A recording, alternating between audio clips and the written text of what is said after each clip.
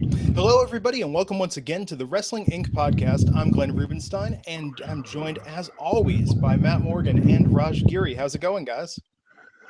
Good. Happy New Year, everybody. Yeah, Happy New Year, everyone. It's good to kind of get going again. I feel like I was on vacation last week and felt kind of out of it, so it's kind of nice to get back into the team. No, definitely. So tonight we're going to talk about Monday Night Raw for January 2nd, 2017. And Matt, I'll start with you first, man. What did you think of the episode? That was good. The end of it got a little screwy for my liking, but that's what they do with these multi-man matches. They do the layer of entrances toward the end of the match, to the end of the night, and I don't know. The fans were dead. The Tampa is a hard crowd to make dead, but they found a way tonight to make them dead at the end of the night. Yeah, I just didn't find much interesting about the show. And Goldberg, I've liked his segments up until now, but then when he was put in, with Chris Jericho and Kevin Owens, and we'll talk about it more later, it just didn't work with him, in my opinion. It just seemed like Goldberg seems very real as a throwback to the wrestlers, in the 90s, and Jericho and Owens are doing the shticky comedy stuff, and I just felt like that wasn't the right element for Goldberg to be in. Yep. Yeah, so let's go segment by segment, talk about the episode and what happened. So we opened the show with Mick Foley coming out, Raw General Manager, and talking with Kevin Owens and Chris Jericho, only to have Stephanie McMahon come out and interrupt the segment, talking about Mick losing or abusing his authority, rather. And tonight we were going to see a couple different matches. The first one, Seth Rollins versus Kevin Owens. Now, whoever lost this match was going to be disqualified from standing ringside for the Roman Reigns Chris Jericho match later in the episode. To start with, man, Mick Foley, you take away all that hair and he looks like a completely different man underneath all that beard and all that hair. Not in a good way. Yeah, I thought so too. I thought it honestly took all my attention. It took all my attention. That's all I was paying attention to was the way Mick Foley looked. I didn't care what he was saying. Yeah, I agree. I found it distracting. It looked like he cut his own hair. I mean, it was kind of a mess. I don't know what the WWE barbers there do, but if you notice, when somebody goes from, well, he had curly hair, not long hair, but even Triple H and everybody else, when they first have long hair and they first get it cut, they never get it cut all the way they want it. They get it cut semi-short, and where it looks like crap. It's like the stage of really short hair and and that's where Mick was tonight. It looked like some kid cut his hair. Yeah, it was something. So Matt, let's pull back the curtain here and talk about your time in the WWE. Did they have a stylist backstage? I mean, was there hair and makeup? Oh yeah. And so they was let one him of go the out there looking like that. Seriously, that got somebody's approval. Yeah, sadly. Wow. And that was like one of Johnny Ace's big hard-ons was when guys had long hair. When I was there, he was always hair and do something new. And half the time, it wasn't to do something new. It was to test how badly the guys wanted to be there. And it was the stupidest thing ever because at that point, yeah, I could see why long hair everybody had it at that time, but it got to such a point where everyone had their hair like mine, like Brock Lesnar's, the short military style cut, right? You were now different again if you had long hair, and these guys were having to cut their hair just because Johnny Ace was good about it. And he'd send you to the barber and you'd get your hair cut. Like Nova never should have never needed a haircut. His character was fine the way it was, but they made him the Simon Dean and cut his hair and gave him a 1980 fucking haircut. Hey, Matt, you're freezing. Glenn, is Matt freezing for you a little bit? Yeah, I got a little break up there. Yeah. Sorry. Just a heads up. But yeah, other than that, I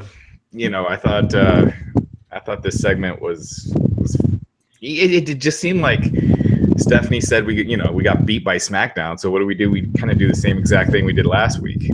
Weren't these the matches they had on last week's Raw with Jericho and Reigns and Seth Rollins and Kevin Owens? Yeah, but they're again, who else is on top? Right. Yeah. No, for sure. But yeah, they're giving away main event. They're giving away main event matches on free TV. Yeah, it felt like there were some weird attempts to change things up this week. I mean, doing some stuff different, especially with the tag division, which we'll get to in a few moments. But yeah, it seems to me to come out and talk about how, hey, SmackDown beat us for the first time ever in the ratings last week, and now here's Seth Rollins versus Kevin Owens. Very, very counterproductive to the idea that maybe they were going to innovate. Because I mean, SmackDown, say what you will, I mean, they're trying different stuff, week in and week out. Yeah. What would have been different though, guys? I don't know, Braun Strowman versus Seth Rollins. I mean, or no, they did that last week. Yeah. I don't know. They're so thin on talent, but yeah. I mean, if this wasn't the Rumble time, I would have said this would have been a great opportunity to say the whole line of needing new blood and bring up some NXT guys, but yeah. I mean, why not? I mean, I know that's obviously, there's some budgetary issues and whatnot when they make those jumps, but I mean, or do something just a little different with it. I think that's the first episode of the year. Now, I know this probably isn't the week all eyes are on WWE programming, right? I mean, part of the reason SmackDown did so well last week, it was John Cena's return, and it was also a slower time of year for them, But so maybe next week they think the stakes are going to be higher as we build up towards the Royal Rumble. Yeah. Yeah, this week it did feel kind of like a throwaway week because they still have football. They had college football. What is it? The Sugar Bowl tonight. So I could see them. You could tell they're pulling out the big guns for next week. Yeah, it was just an interesting note to start off on. So, Matt, they've had this match so much. I feel like I'm going to ask you this question, and I know what your answer is to it. I'm going to say, what did you think of Owens versus Rollins? And you're going to say it was great as usual. I could watch these guys go forever. Yep, that's precisely it. And again, I dare you to give me somebody else to put in that main event slot that's ready right now, that's going to get more eyeballs on the set than Rollins. Who? Yeah. Yeah, New Day, Sheamus, Cesaro, who? There is nobody. Now you can argue they should have developed somebody. Well, we're not there right now. We're past that point. So, in my opinion, they gave the best they could put out there as far as the biggest names on their roster and had them all compete against each other. That's what SmackDown's doing. Yeah. Yeah. I mean, I don't know, so they did set it up for Jericho versus Reigns for the U.S. title. I mean, why not put everyone do, a 6-man match or something like that to be number one contender for the U.S. title? Tell the story that way, toss all the guys in a big match to kick off the new year, something like that. I think, because, I mean, when they ended it, right? I mean, we had Strowman out there, we had Reigns out there, we had Goldberg, Owens, Jericho. I mean, so why not just get everyone, I mean, not Goldberg, obviously, but get the other guys into the ring and do some sort of, big way to kick it off with a big match that maybe is a little different. Yeah, it's also unfortunate that the first televised WWE match of the new year ends in a DQ. But that's nitpicking. Yeah, I don't know. So they tried something new for the second segment. We had Cesaro versus Carl Anderson with Luke Gallows ringside and Sheamus on commentary. So what do you make of that? I mean, Matt, in your opinion, is this an interesting way to change up the tag division by putting the tag guys in singles matches? This is the same thing they always do. They did this with New Day 1,000,001 times before. They did this with Gallows, especially. I don't think they do it with more than anybody than Gallows and his partner. What the hell's his name? What was wrong with me? Anderson. Thank you. Carl Anderson. I'm shocked Anderson got the win. They never win. In singles matches, those two never win. So I was surprised to see him get a win. But other than that, it was a good match. But that's all they do. They do that every single other week, I would say, on average. There's a tag feud going on. The guys wrestle each other in singles act. Even with God, what is wrong with me tonight? What are the two? Oh, good Lord. Big Kaz and Enzo. Good God. Even when those two were in kind of like a 2-on-1 feud with Rusev there, same thing. They're a tag team and they'd feed him, Enzo the whole time until you build them to Kaz. They always break it down into singles acts, Well, so did you watch last week's episode, man? Yeah. So no, I apologize. Day after Christmas, I was in Boston. No, I did not. I'm sorry. So Raj, I'm sure you covered this on the site, but weird kind of that they stopped and didn't go further with what they set up last week with the Dusty Rhodes Bailey Bear and Gallows and Anderson ripping the head off that, causing some controversy. Cody Rhodes on Twitter calling them out for doing that in a sort of veiled way. But Raj, have you heard anything about the behind the scenes on that it was just a one-off, or they were like, yeah, I mean, they basically just squashed Goldust after that, which made the whole segment even less, it was weird. It was well, it's just what they do. And it was just to build for that one match. And because the Golden Truth against Gallows and Anderson isn't the next big feud. Man, they need some new tag teams. I mean, I feel like it's just been the same little group of tag teams for forever. Well, I think my point with it is that if you're going to do something like that, and we know now, especially with what happened with like Charlotte Flair's brother earlier in the year in that segment with Paige, like if nothing is off limits and we're going to have the heels taking these really personal shots at other wrestlers, invoking deceased loved ones. I mean, I don't know. It just seems kind of weird to have that be a one-off. And it's like, okay, Yeah, they do that all the time. Remember Randy Orton saying Eddie Guerrero was in hell just for a TV match?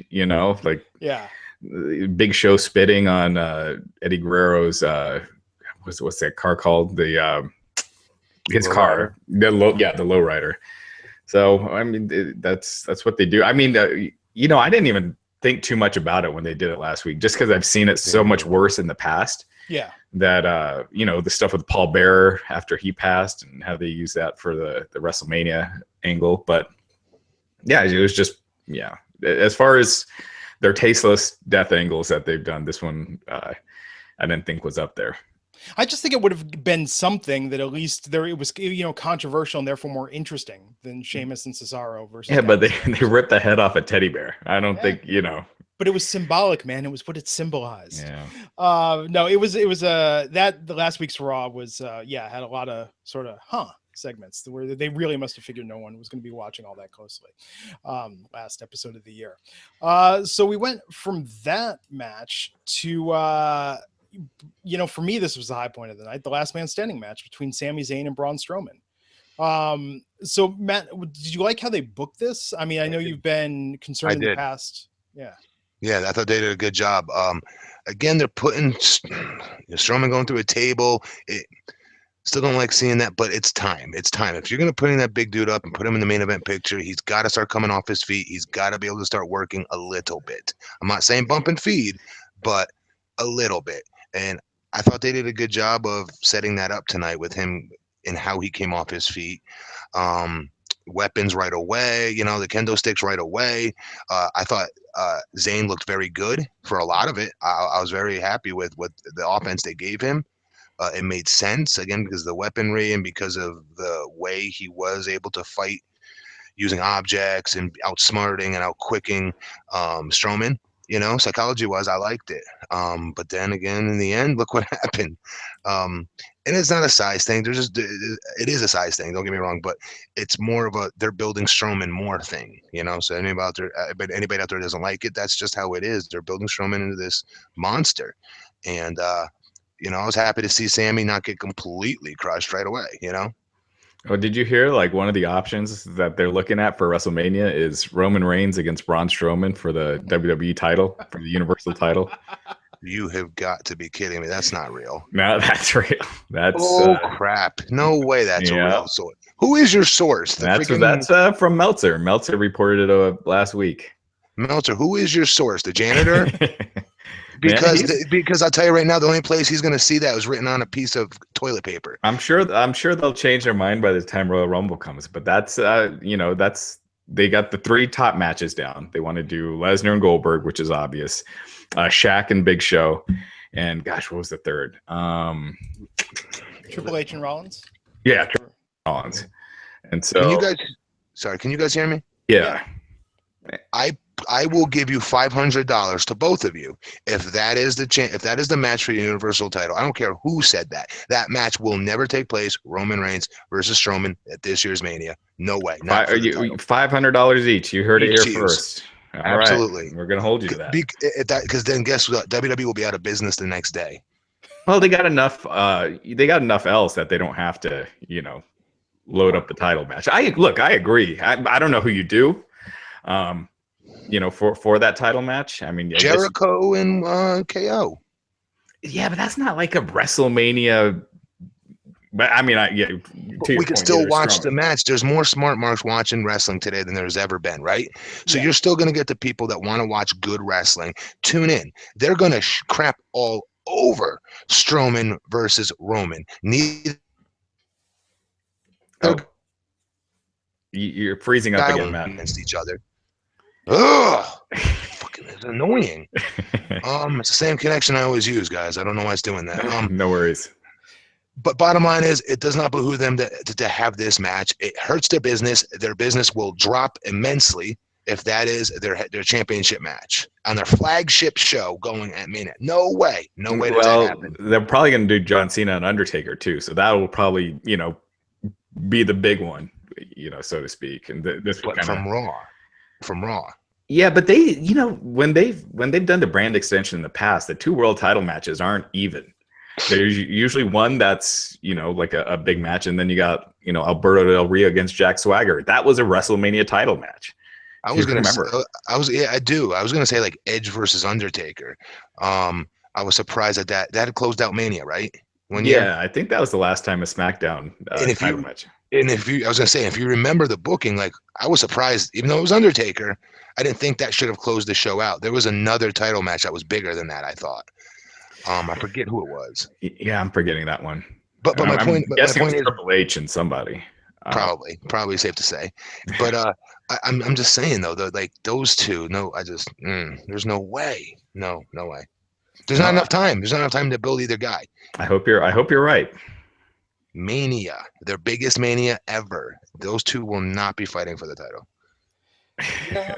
I don't know. I mean, with Dallas this past year, I thought, the lineup was kind of mixed, and they claimed it didn't really sell out, but there were a lot of people there. They set an attendance record or close to it in legit numbers. So I don't know. Maybe with Orlando, they're feeling less pressure because it's such a vacation destination as is. And can I just say one last thing? Yeah. They're building Strowman immensely. However, if he was getting that Brock Lesnar rocket, trust me when I tell you, tonight he would not have eaten that double spear. No friggin' way. They would have given him the rub with Goldberg in the ring, not the other way around. No way. All right. Well, I hope, like I said, I hope you're right, because I think that would be a disaster. I personally would like to see Roman Reigns and Cena. I think we've talked about that before, but I think the crowd response alone would be really interesting. Somebody's got to get cheered finally. Yeah, exactly. You would think, unless they just boo for the whole match. But I bet you, it would be loud. So I think that alone would make it interesting. So WrestleMania 24, Undertaker defeating Edge was the show closing match. But we also had Randy Orton defeating John Cena and Triple H, and Shawn Michaels defeating Ric Flair. So, yeah. Shawn Michaels and Ric Flair was kind of the real main event of that show. Yeah, I remember thinking those 2 matches both were bigger. But you never know. So who knows? Yeah. Although we'll see what happens by the time Mania comes around. I'll be very curious to see what the attendance is like this year compared to last year in Dallas. Personally, I'm on the fence. Matt, I know you're close enough. Obviously, you're there, so it's not an issue. Let me ask you guys this: is the perceived match bigger between Roman Reigns versus Strowman? You guys think that's a bigger match than Jericho versus KO, who we've built for an entire year? I think it is, in the sense that I think Jericho versus KO would be much bigger, but Jericho loses every week. So him in a title match, I think look, I'm sure they're going to do Jericho and KO anyway. That's the direction they're going. I'm sure that'll be at Mania. I don't see it as the world title match though. I see him dropping the title before that too. Dang, I just don't know. Like you said earlier, I don't know who then. Somehow it's got to be Reigns then, I guess. Yeah. Yeah, that's what it's. I don't know who else. But given the way the show's been, I think in Vince McMahon's head, Reigns versus Strowman is the biggest match. Oh, sure. On a pay-per-view poster, that looks fantastic. Yeah. Remember what he told Batista when Batista came back? Or what he told CM Punk. At least this is what CM Punk said. He said when they booked Batista versus Randy Orton at WrestleMania, Vince told CM Punk that's the biggest WrestleMania match that they've ever had. Like he truly believed that was going to be their biggest WrestleMania match ever. So he, Vince has his own thoughts, and I could totally see him thinking Roman versus Braun is a big match. Yeah, it's Godzilla versus King Kong. That's his booking. You know what I mean? That's his wet dream come true. Yeah. Well, we'll see. We'll see what happens. Still got a long way to go to WrestleMania. So we came back from that. So this was interesting this week. They did this last week as well. They showed like extended recaps from 205 Live. I like them. Yeah. That the Gallagher thing. Yeah. Delightful is the word I would use to describe it. But that looked good. That looked actually better than the crap they're putting on Raw with the cruiserweights each week. It looked awesome. I didn't see the 205, so I want to go. I'm going to go back and watch that when we get out of here because I want to see that segment. That looked awesome. It looked entertaining. I get how what's the word, hokey it looked a little bit, but I don't care. It looked entertaining to me. Yeah, especially Daivari's play. Daivari's play off of it was pretty damn funny too. Yeah. Daivari, he's got a pretty decent chemistry with Gallagher. So. Yeah, and all I could think during that is somewhere Aiden English and Simon Gotch are just sitting there like crying into their hands, wondering where they went wrong. Black and white, brothers, black and white. But that tonight, that was great. I would love to see that be that type of flair and pizzazz put into the cruiserweight segments. That would be great. So this was kind of controversial online. I've seen people were split on this. Curious to get your take. Titus O'Neil wanting to join the New Day, leading into a singles match with Titus versus Xavier Woods. I think I experienced the full gamut of thinking it was the worst thing ever to it was somehow brilliant throughout, kind of wavering all over the place. Matt, what did you make of the segment in the match? You thought it would be a good idea for him to join them? No, I mean, it just seems so like badass crazy. Like, it's just like, oh my God, this is what they're doing now. I mean, I kind of took it as honestly, I don't want to play the race card, but I took it as almost racist. Going, why him? Is it because of his skin color? Is that's the best you've got for him right now? Speaking about Titus, right. His voice was money, though, for what it's worth. I thought he did a damn good job. And I think he can be very entertaining. This is a former University of Florida gate. Like, this dude was a stud. I remember watching him in Florida. They've got to be doing something better than this with him. He needs to be off TV for like a year and come back and do something better. But damn, I'd like to see him doing something, but not like this. This was. I do not want to see him in New Day. I don't want him to see New Day in New Day. No, I agree. That was kind of my first thought too. Like, because their creative team, they have a habit of doing that a lot of times. Like Cedric Alexander just pairing him with Alicia Fox, and when they did R-Truth with Kofi Kingston for a while, and it's like, it's lazy. It's so lazy. Yeah. It's insulting. Go another direction, and let's get like Bo Dallas. Let's get the whitest guy on the roster that wants to join New Day and run with that for a few weeks. I would have popped for that. That would be pretty funny. But yeah, I think with Titus, because as a singles, he's not. I mean, he's just never really got better in the ring. But if you put him in a tag team with someone like Swagger, who's not being used at all, and at least you got something. He's a former champion. Isn't that crazy? Jack Swagger, former world champion, and he's had a world title match at a WrestleMania. That's crazy. Yeah. I mean, it was weird. We led to a one-on-one with Titus and Xavier Woods. Xavier, of course, won. After that, we had the build-up for the Bayley segment. I mean, this just confirms it. I mean, leading up to WrestleMania, they're just running that Raw story arc. Like, again, right? You don't belong here. You're average. You're not a champion. The powers that be are against you. I mean, if it works so well in NXT, sure. Yeah, it sounds like they found an old Daniel Bryan script and they just kind of rewrote it and took his name out and put hers in. Go ahead, Matt. No, go. I'm just kind of done with the storyline. It's just been done too often, too recently. You know what? Bayley does a great job though of being dressed down and treated like a minor leaguer and talked down to. I know that sounds ridiculous. How could someone be good at it? She draws me in and makes me feel very sad for her, even though I've seen it a million times.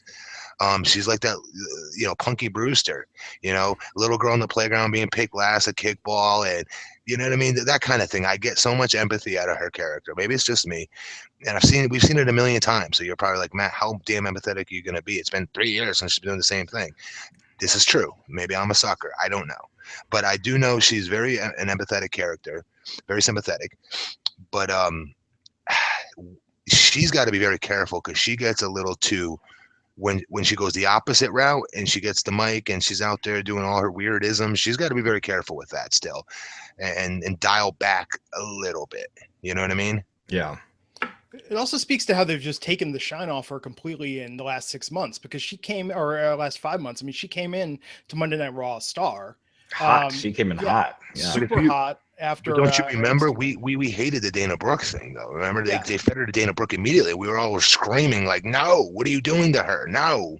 But now we believe it. Now we believe that she's the underdog again because they've just pushed her down so much. Now it's like, of course you're not a star, Yeah, so she's got to fight her way back to the top. But it's interesting that we're going to see Stephanie McMahon inhabiting, basically on the mic, doing the Daniel Bryan thing, but inhabiting like the Sasha Banks role of telling Bayley she's not good enough, and then Charlotte will be the one she's actually competing against.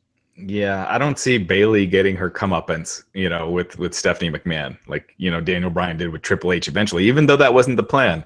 It changed, but that's why the McMahons have a way to, if you're not their golden star, if it's not Roman Reigns, you'll get, dressed down and you don't really get that retaliation back. Yeah. So we'll talk about that match with her and Nia Jax coming up in a little bit.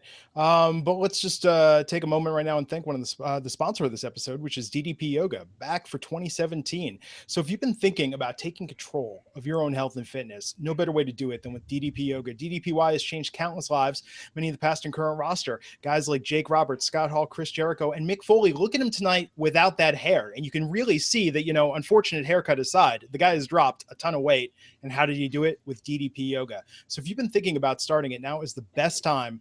Specifically, you should check out their awesome Max Pack. And for a limited time, you can get the DDPY DVDs for 25% off, plus 3 months of full access to the DDP Yoga Now app, or if you're digital only, just the DDP Yoga Now app for 25% off. We want you to go to our special link that we have set up a deal with them, ddpyoga.com/wrestling inc. And you can also buy a Max or Combo Pack at 25% off and get 50% off the second one. I know I've been saying this, but do it with a buddy. Buddy up on this. Both DDP Yoga for the new year. Get in shape, turn your life around, ddpyoga.com/wrestling inc. And we thank them for sponsoring the podcast. So yeah, we had Cedric Alexander versus Drew Gulak. This one was one of those where it was just over so quick, involving the Alicia Fox angle with Cedric. So compared to what they showed with Jack Gallagher, Matt, I mean, come on. Like, how could this possibly rise above to show this after showing such a cool clip package from 205 Live? They did a good job. If someone was clicking through the channels and might have been entertained by that, they did a good job showing that. But then they completely lost everybody, including me, who gets paid to talk about this on the air. As soon as the real thing came on, I'll be honest with you, I wanted to fast forward through like half of it, and I would stop, and I'm going, this is horrible. I can't. I don't know how to explain it to you guys. It's you guys do it every week. What am I talking about? You do it multiple times a week. It's one of those matches that you're just like, do I really have to sit here and watch this? This is brutal. Not even like action packed. Not even nothing. No storyline. Nothing. I found even remotely interesting. Nothing. Yeah, Raj. It's just. Yeah, I think Noam Dar is kind of good in this feud. Like he's playing that kind of snarmy, sleazy character pretty well. But yeah, I mean, I agree. If I wasn't, if this wasn't part of my job, I probably would have fast forwarded this segment. Yeah. I was watching it live. I wish I could have fast forwarded it, but I can't when streaming it live. You gotta watch that 10-minute delay. It's the best. Then you can fast forward through commercials. You're set. Yeah, I got to jerry rig like a makeshift DVR or something to do that with my East Coast feed because yeah, just sometimes it's just too painful.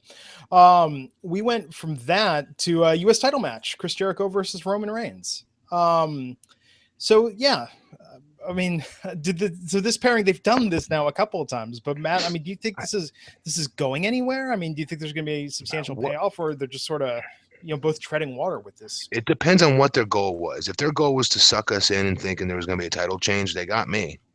Yeah, the DQ, the fake DQ, I absolutely thought that was happening for a moment. And I thought from the beginning, like when this match was set up, I thought it was specifically being set up to get the title off Roman. I agree. That's exactly what I thought. I'm like, to the point where I was like, wow, they're making it very obvious that they're taking the title off of him and, doing it in a way that doesn't hurt him at all. Yeah. And it makes sense to do that because he's in the world title picture and it's looking like he's probably going to win it at the Rumble. So I don't see why you keep it on him. And this was the perfect way to move it on to somebody else. And Jericho and KO, if that's the Mania match, if it's for the U.S. title, that would be even better. I hadn't thought of that. Yeah. Yeah. I would just see something different. I think anytime Roman loses, it's notable. I mean, as a fan, because we think that it's so impossible, now. Even, I mean, he doesn't have to lose clean, but yeah, I would like to see some more change up there. I just feel that Roman as a champion is just so predictable. They're literally have to pry that belt away from him, booking wise. It's such an unnecessary title for him. He doesn't need this title. Right. Yeah, exactly. And I think, Jericho, I think has been just so entertaining, but I think, it's getting a little long in the tooth, like some of the stuff he's doing. So I think the U.S. title, would help rejuvenate that a little bit. And the matches he's going to have with everybody. You know what I mean? Like, remember when, was it Cena who had it and he was giving somebody a new challenge each week or giving, that was great. That was some good TV. Yeah. Yeah, we went from that to the Brian Kendrick versus TJ Perkins. This was over relatively quick. We had Neville backstage watching the action there. TJ Perkins won. Yeah, I mean, God, what does it say that it's like the highlight from 205 Live overshadowed the actual cruiserweight matches that we had on the show? Let's be fair though. I didn't even see the full segment. I just saw the highlight package, right, of the Jack Gallagher segment. And I'm going to say right now, that's the best thing I've seen out of 205. And I haven't even technically seen it. Yeah. Okay. That's how good that was. So let's be fair what we're comparing it with. But that said, TJ Perkins, I know we got on him for being a little bit too, squeaky clean. In the very beginning, squeaky clean, annoying baby face, looks like a little kid. He's now almost getting annoying to me because he's almost getting cocky, like these little smiles. The Roman Reigns I don't know what it is, face that you just want to punch. And as that a baby face should not be giving off that cocky I'm the bleep type persona that he gave off when he won. Like he thought he was Joe Cool when he won. He wasn't celebratory and whatnot. He was just like, damn right I did. Like he's cool. It's like we need to cross in the middle there somewhere. Yeah. And was it last week that he got punked twice, or was that the week before? I think I saw it, so I think it had to have been the week before. Yeah. Booker was all over him on that Raw after show too. Yeah. So I'm guessing this is to give him a win. So Neville beats him tomorrow night and looks that much more impressive. Neville's a beast. Yeah. Yeah. So we went from that. Well, and we're not going to even acknowledge it because week 14 teasing Emelina. Just we'll talk about her again when she actually shows up. Raj, someone's got to know what the record is, though. You were saying before you think the Funkasaurus. Yeah, Brodus Clay. That was a few months. I felt like they were doing that, where they were teasing it. Yeah. Well, we'll see. We'll see how long that goes. So we went from that to Enzo and Big. Well, we had Big Cass in a special handicap match against Jinder Mahal and Rusev. Yeah, good on Jinder Mahal, but man, Rusev. Rusev goes down, Jinder comes up, and at least learn something with Big Cass. I like to see that Enzo got the scooter back last week after the wheelchair. Shades of his NXT days when he legit broke his leg. Yeah, and Jinder, he looks like he hasn't been skipping too many of the protein shakes there. He looks awesome. He was always in good shape though. He was always very shredded. Even in FCW, he was shredded. Yeah, but this is like if you go back and watch his debut when he came back and where he is now, he's definitely gotten a lot bigger. Yeah. Oh, bigger you thought? Yeah. Okay. Yeah, Jinder. I mean, this Yeah. is probably the most shredded I've ever seen him. Was tonight. Yeah. You didn't think Definitely so? shredded. Okay. Yeah. No, I do. When I think big, I don't think shredded. I think big like Rusev's big. He's thick. Oh, gotcha. You know, vascular, shredded guy with abs, veins everywhere. Like him, he looked amazing. Yeah. He looks like a star. Like even when he did come back, he might not have had that frame on him, but like in street clothes, remember I kept saying he looks like a star. If you didn't know him and know anything about him, and you saw him come out, he looks like a star. He's tall, good-looking guy. He's in great shape. He could work. Yeah. He's a very good worker. Yeah, I wonder if they're going to keep them together. It does remind me sort of shades of, Nikolai Volkov and the Iron Sheik. Like I think they could do something, with Rusev and Jinder. If they want. I'm gonna go back and rewatch that and see if I get that out of that. Seriously. Yeah, but with their pairing, I think it has potential if they go beyond just this Enzo Cass feud. Yeah, I think Enzo looks so weak out there with the wheelchair, and when like Jinder's like messing with him, it's like kind of like tugging at him. I don't know. I think Enzo just do the promo and go to the back or something. He just, yeah, this is a big cast. I think it's only the second time he's lost on TV, or at least gotten pinned on TV. Wow. Yeah, that was surprising. Yeah. After that, number one contenders match for the women's title. So we did have Nia Jax versus Bayley, and distraction by Sasha Banks allowed Bayley to pick up the win there. Now setting that it will be Bayley versus Charlotte for the women's title at the Royal Rumble. So Matt, what do you think about how they did this match, making it seem like, this unbeatable opponent when Bayley beat Nia, what was that, like a year ago in NXT? Again, that was on NXT though, right? So Yeah. we can't, you know what I mean? It's a brand new slate when you come up booking wise. You can't expect them, to be pigeonholing themselves into something like that and say, oh, we did this on NXT a year ago. But like, I thought it was a good finish. I thought it was a fantastic finish to protect Nia, actually. She took a crappy bump off that top rope. If you watch it back, she was like halfway sitting. She didn't land like in a back bump position. I bet you her back is pretty hurt if it's not reported on. I guarantee you it is though. She landed pretty rough, but it was a good finish. It protects her. It makes all the moving parts that need to be moving heading into the Rumble and on after that. I liked it. I thought Nia looked like an animal. Speaking of which, did you watch? So you didn't see last week what she did against a jobber on Raw in Chicago. No. But I want to ask you a question about this, Matt, because Raj, you saw that match last week. There were some rough looking moves in there. When you're working with local talent and you don't have that kind of chemistry, is it harder to have that same level of grace in protecting your opponent? You protect every opponent you're in the ring with. Yeah. You're supposed to if you're a pro. That said, they do. I don't want to say that they just tell the guy, hey, you're going to get really crushed by Nia tonight, or tell the girl you're going to get destroyed by Nia tonight. She's going to be very physical with you. They kind of do that. They kind of give you the egg, like, look, she needs to look like a monster. She needs to press slam you over the top rope. Are you cool with taking a bump out onto the concrete floor? Is that something you can do? No independent talent's going to say, oh, no, I can't do that. They're going to say, yes, we could. And then they go and they get dismantled. They get stiffed a few times. It's not done on purpose to hurt anybody. It's because that's what they're being paid their $500 to come out and do that night, is to come out and make whoever they're in the ring with look like a freak of nature. I had 1,000 of matches like that when I was on SmackDown. And there were some guys that I would hear would go complain afterwards, like on their indie federations, years down the road when I wasn't in WWE. And I would hear them complain and be like, oh, yeah, that was the guy, Matt Morgan, that worked me in SmackDown. And he took my head off with a clothesline once and he was very stiff, and I go call him on it. And I'd say, look, like that particular night, I was greener than grass. You were paid to come in there and make me look like a monster. Sorry it went that way, but it is what it is. It's wrestling. It ain't freaking ballet. But that's what they're there to do, to make them look like that. So if something looks extra physical, to answer your question, it's supposed to. Yeah.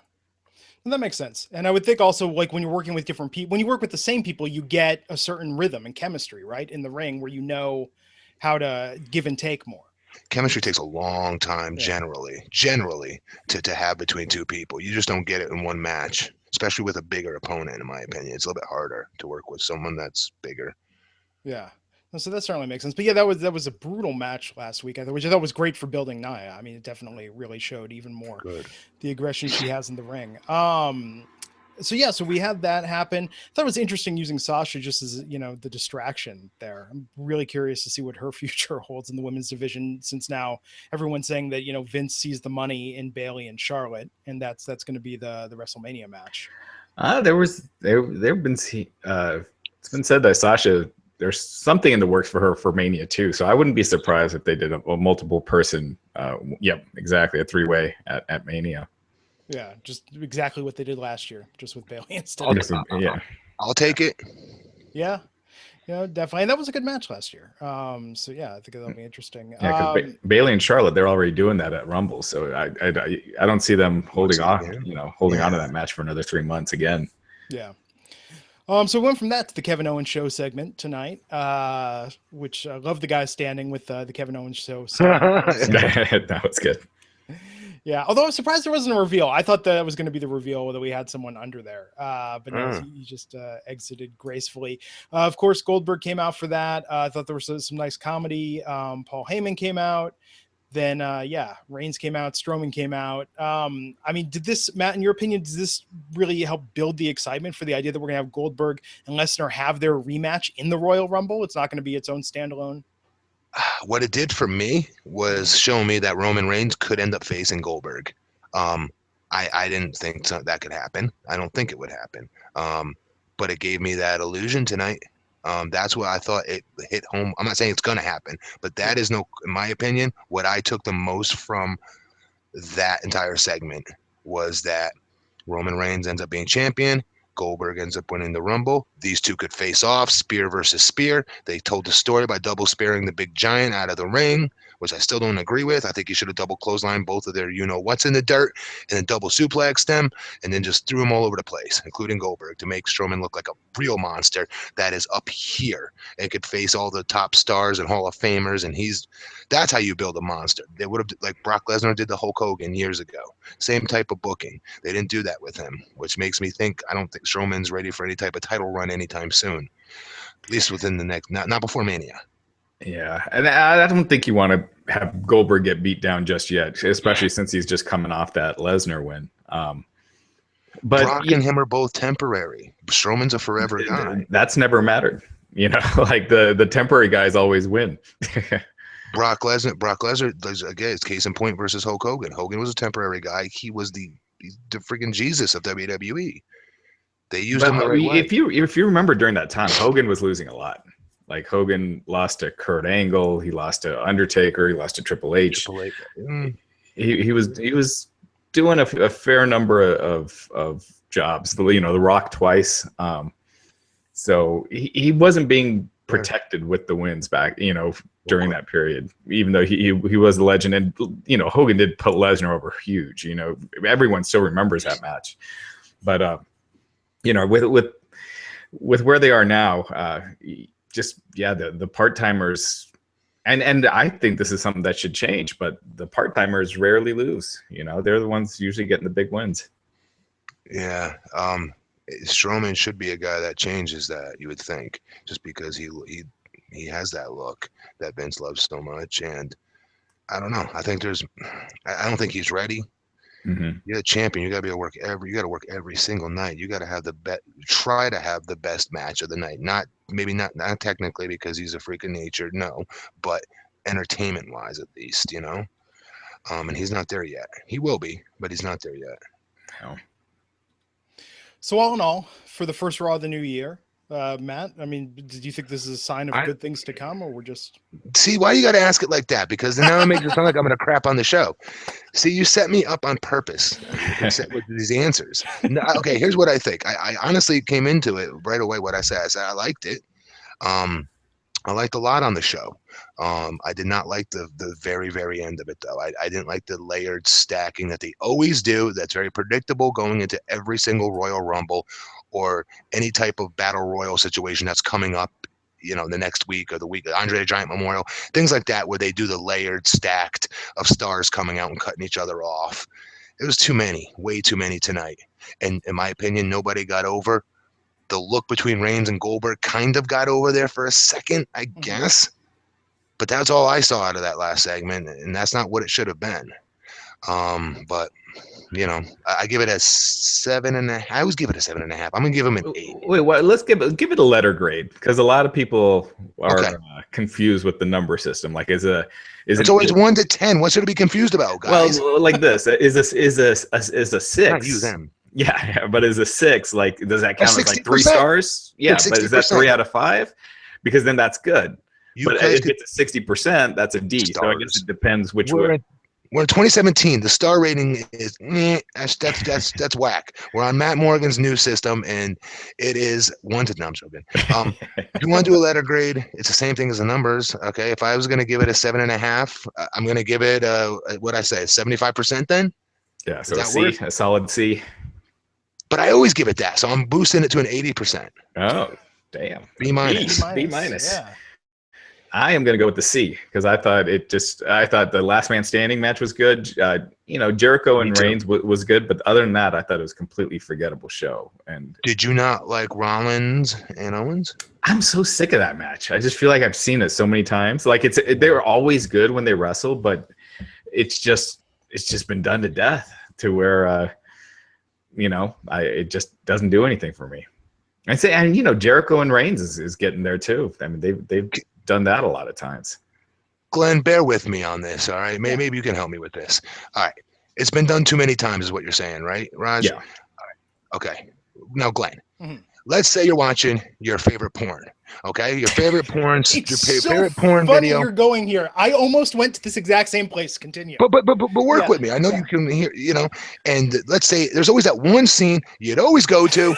I don't give a crap how many years go by. You go to the same damn scene.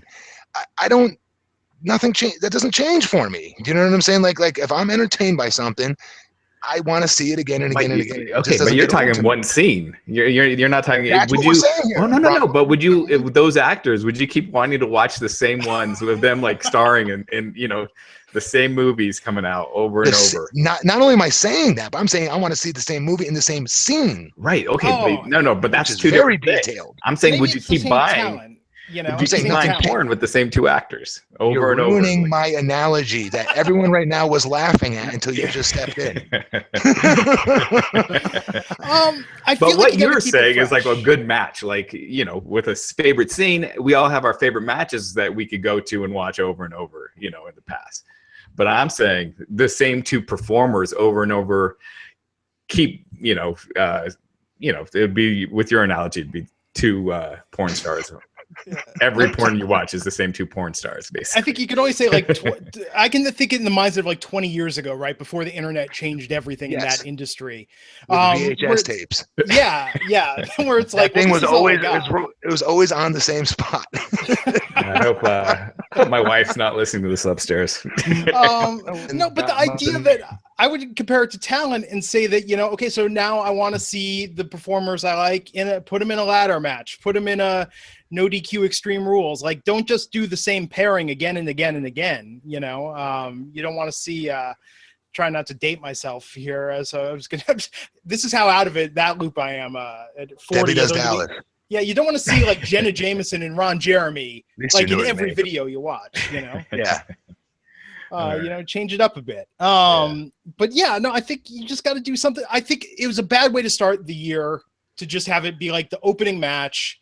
Like, hey, here's something that you saw last week. I think it's important. Well, I think again they want to save the big guns for next week when they won't be against football and they'll have the most eyes watching, and they should get the bounce back. Is Brock coming? Is Brock coming next week? Brock? No, it's just Undertaker and Shawn Michaels next week. Oh, that's right. Damn, that's right. And then Brock, I think, is the week after. So, I mean, it's going to be. I think after starting next week, it'll start getting packed until the Rumble. But let's jump into some of this news here. There was it's been a pretty newsworthy last few days. Matt, did you see UFC 207? Matt, did we lose you? Did you see UFC 207? Oh yeah. So what would you think of Ronda Rousey? You think she's done with UFC? She needs to be. I have a feeling she's one of those types that she only knows how to be the absolute monster, the absolute best of the best, right?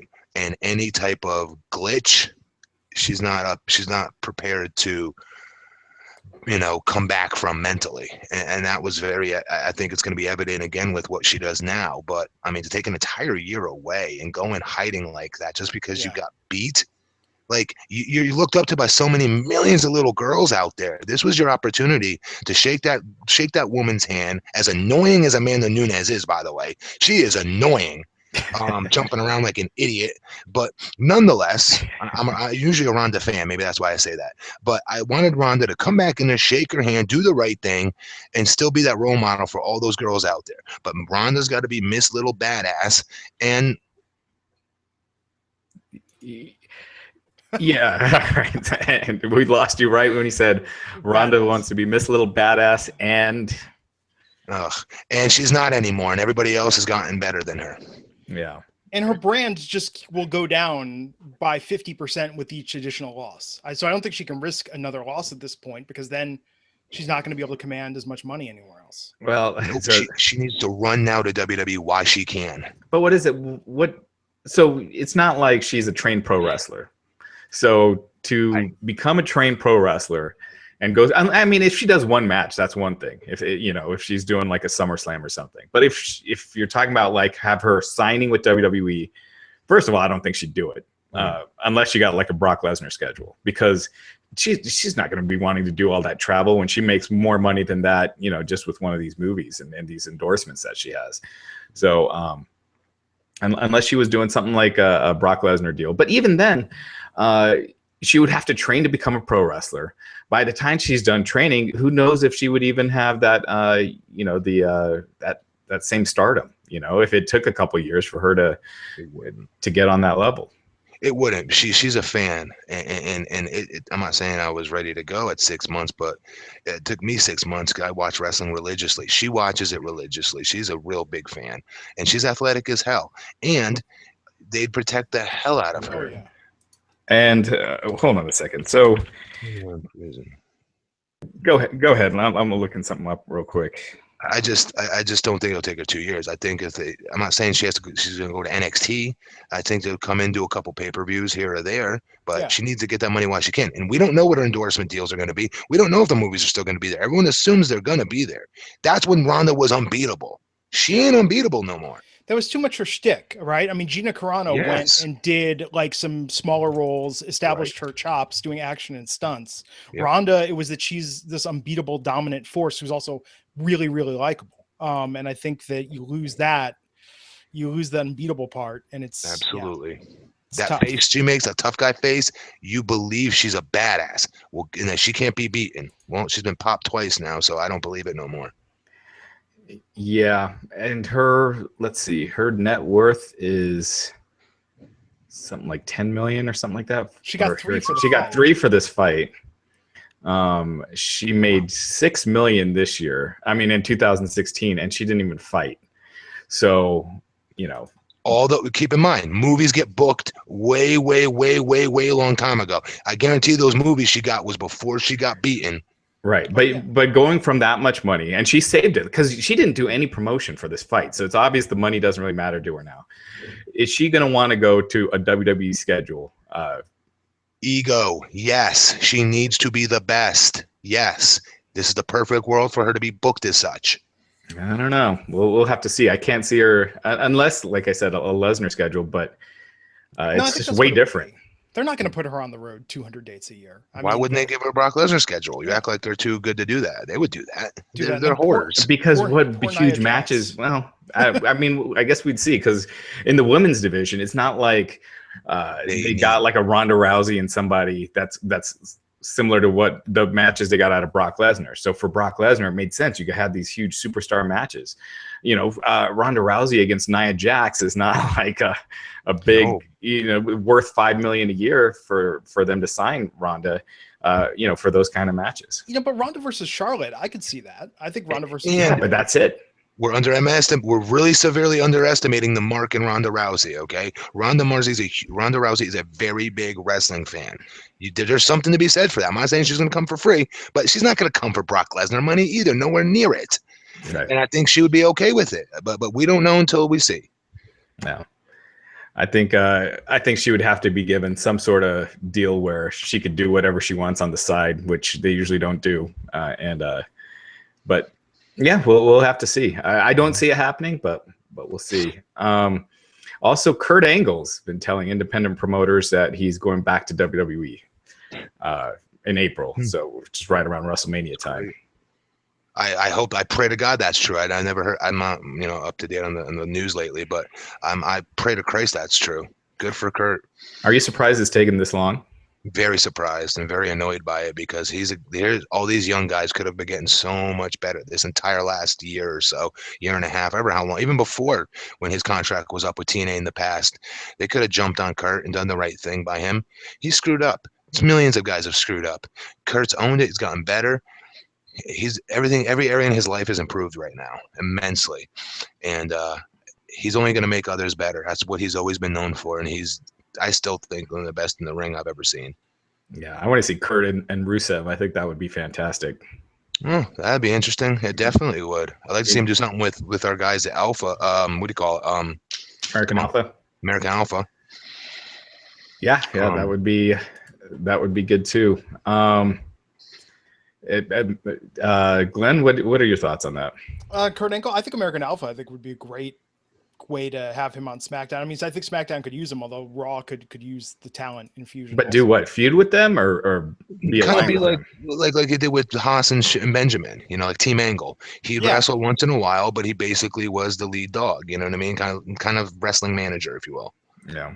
Yeah, I think that would work. I think that would work out very well, especially American Alpha. I mean, they put the belts on them last week on SmackDown, and just talk about no build, no story, none of that emotion that the audience felt when they won the belts on NXT. I mean, it was seemingly random, and I think they could do some real storytelling with Angle in the mix. Yeah, I'd like to see him in a big singles feud with and that's where I think Rusev would be a great one. Yeah. And others, I'd love to see him versus Rollins, Owens, all those guys, because he'll make them all look crazy good. Yeah. But why isn't this stuff happening? I mean, we've been hearing since the brand split all these names from TNA and Ring of Honor and Japan and former pros, guys that were reached out to, talked about coming back. And I mean, we're seeing the rosters now are pretty much the same rosters they drafted. We're not seeing, substantial new talent being brought back. No, you got Jinder Mahal. Okay, and what about Kurt Hawkins? Yeah. No, nobody wanted that schedule for the money they're getting. They reached out to a ton of people. You hear Tommy Dreamer talking about the offer, that he got, and they reached out to a lot of people. But for being in that role, for having to go on that kind of schedule, and Matt will tell you right now, when you're 40 and doing that schedule, and you have families and kids, and it's not very enticing. And the money is nowhere near what it once was. Yeah. It's just not. Yeah, I mean, you hear about the payouts these guys get from some of these tours, like the overseas tours, what they used to get and what they're getting now, and it's a dramatic change. I still want to know, do you know how they're getting paid with the network now versus no longer getting pay-per-view checks? Those were huge checks. Huge. Yeah. I think they're not doing like if a pay-per-view does better on the network, then people get a bonus. But I think they've adjusted salaries and stuff. But I think the lower card guys, it still hurts them because they're not getting the pay-per-view percentages. Because that was a big check. I'm talking sometimes, somewhere between 15, 25 grand just for being on the damn pay-per-view. Yeah. And not in a main event setting. I'm talking mid-card. Yeah. It makes sense. I mean, it makes sense a lot of guys wouldn't want to go back to that, but they need them on TV. I mean, forget the house shows for a moment. I just think that they have to change up the product to sustain interest at a certain point. So yeah, it'll be interesting to see what happens with that. If anyone, above and beyond Angle. I mean, the Rumble's the place to do it, right? I mean, if you're going to get a really nice surprise, it's a great opportunity. Only a couple weeks away. Yep. All right, so see if there's any more questions. Hey guys, use hashtag WINC podcast if you have any questions. Someone's wondering, Matt, how you do this? How you do the podcast with your stutter? Very, very funny question. That's the question you asked me. You must be low on I questions, folks. thought that was pretty funny. Actually, here's what I was wondering, Matt, because you're one of the rare guys. How'd you get by using your real name in the ring and not having? I didn't like it. I want to be like some different name. I hate my name. I wanted to have something different, but yeah, it's just the phases they go through. During that phase, they were having everyone use their real names. So, yeah, even like who was the Nathan Jones? Like that's not a badass name, you know. And Nathan is not. Right, and yeah, they had him use that. Someone's asking, Matt, do you still get royalty checks from WWE? Yeah, but not that much.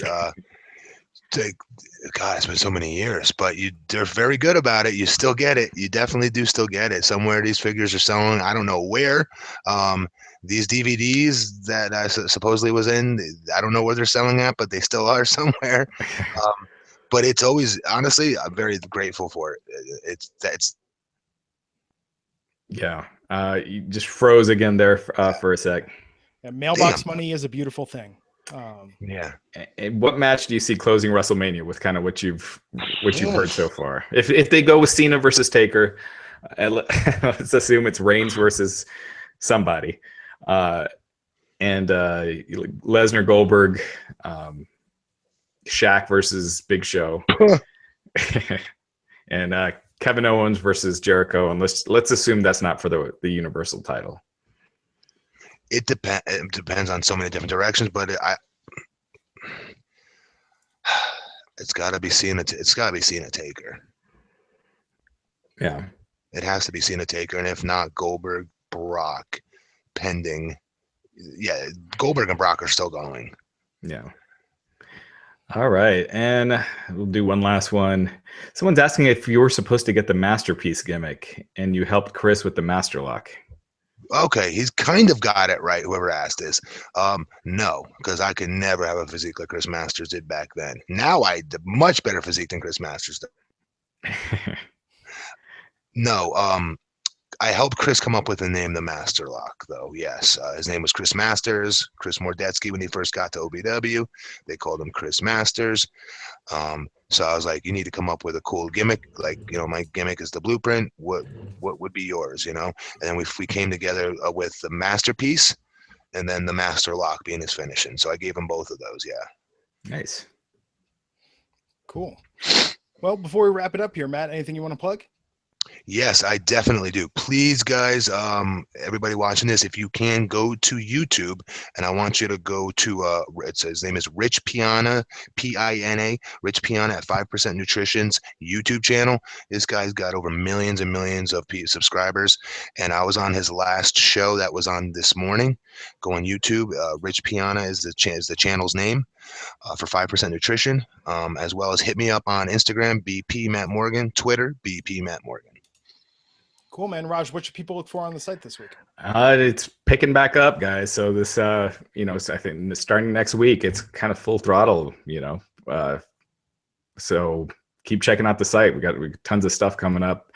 The big names are coming back. It's almost WrestleMania season, so it's gonna be a fun few months.